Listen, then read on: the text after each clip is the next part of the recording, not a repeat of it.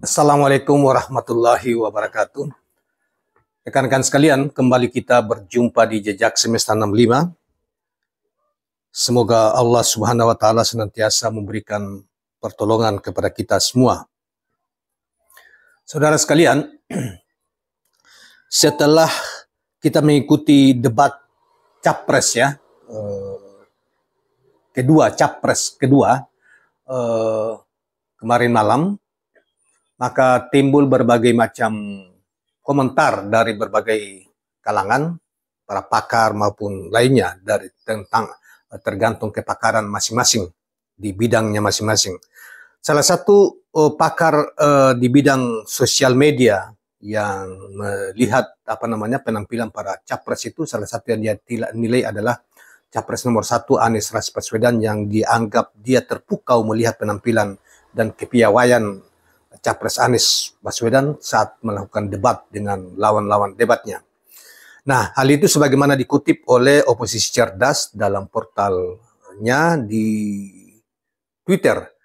Sebagaimana berikut ini, coba kita bacakan komentar yang bersangkutan terkait dengan dianggap kepiawaian Capres Anies Rashid Baswedan dalam menghadapi debat kemarin malam itu.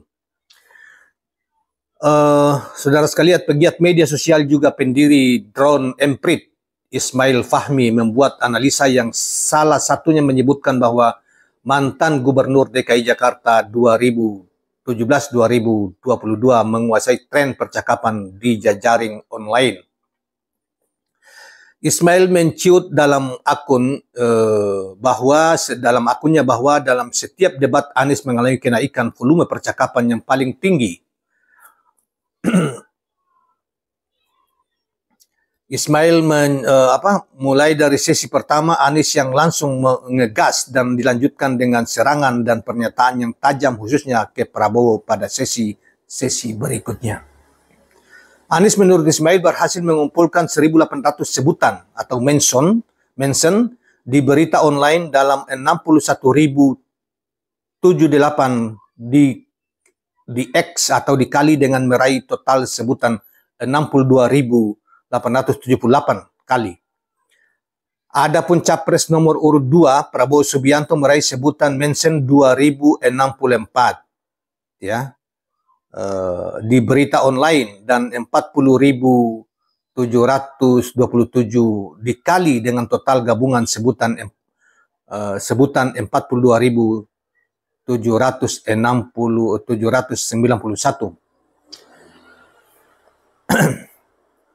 dan seterusnya. Debat capres ketiga yang digelar Komisi Pemilihan Umum itu membahas tentang pertahanan dan keamanan, diplomasi serta hubungan internasional. Pakar komunikasi publik Muhammad Sofyan menilai performa Anies dalam debat capres meneguhkan jargon perubahan dan keadilan yang sejak awal dicanangkan bahkan sebelum resmi jadi capres. Hal tersebut dikarenakan di semua sesi Anies tak henti mengkritisi kondisi existing terutama di bidang hukum dan hubungan internasional. Saya kira kata Anies adalah orator yang ajak, konsisten, bukan kata Anies ya, kata pengamat ini. Saya kira Anies adalah orator yang ajak, konsisten, tidak mencela-mencela dan tetap pada ruh perlunya perubahan dari kebijakan publik existing yang dirasa kurang tepat.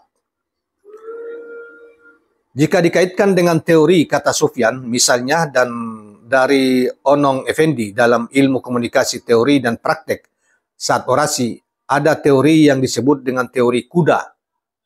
Maksudnya tiap bagian pidato itu merujuk anggota tubuh kuda, yaitu exordium, kepala pendahuluan, yakni pendahuluan harus dapat membangkitkan perhatian hadirin. Protesis atau bagian panggung, yakni pokok permasalahan, dikenalkan dengan memaparkan latar belakang masalah, argumenta, alasan yang mendukung pokok permasalahan, dan conclusio, ekor, yang yaitu penegasan akhir tentang pandangan nalar yang benar mengenai pokok permasalahan.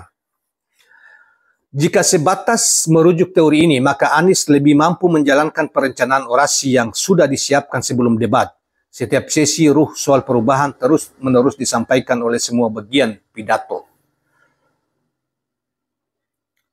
Anies diprediksi akan menggeser posisi Indonesia dari sebagai penonton menjadi lebih berperan sebagai penentu politik global yang didasarkan pada nilai-nilai perdamaian, kesetaraan, demokrasi, dan nilai-nilai universal. Demikian catatan Robi Nurhadi, dosen hubungan internasional FISIP Universitas Nasional UNAS, Jakarta. Proposal perubahan posisi politik tersebut akan menarik pemilih Indonesia yang sudah lama merindukan peran Indonesia yang hebat era Soekarno dengan Konferensi Asia Afrika tahun 1955-nya, kemudian era Juanda, Perdana Menteri Juanda dengan deklarasi hukum lautnya, dan Adam Malik dengan ASEAN-nya, ucapnya. Menurut dia, dalam bahasa seorang globalis, Immanuel Wallerstein, langkah Anies itu akan menggeser Indonesia dari posisi semi-periferi menjadi core state atau negara pengendali. Artinya Indonesia akan naik kelas. Perhatian dunia selatan kepada Indonesia bukan sekadar ingin bekerja sama, melainkan juga akan mendorong Indonesia menjadi pemimpin polar atau Papa Robi. Anies, kata dia, memperkenalkan soft power kepanglimaan dalam mentitrak diplomasi dan memperkuat presensi internasional.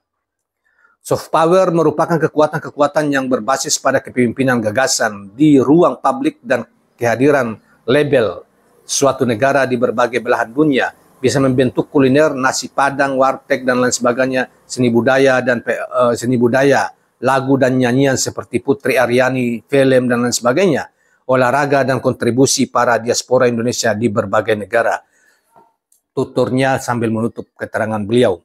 Saudara sekalian, itulah beberapa tanggapan beberapa dari pakar dan masing-masing ilmu yang mereka ini dalam menilai apa yang terjadi, debat yang terjadi kemarin, dan menilai bahwa Anies luar biasa dalam penampilannya maupun dalam argumen-argumen keterangannya disampaikan, dan bahkan kritik yang tajam ditujukan kepada Menteri Pertahanan Prabowo, saingan debatnya Prabowo Subianto.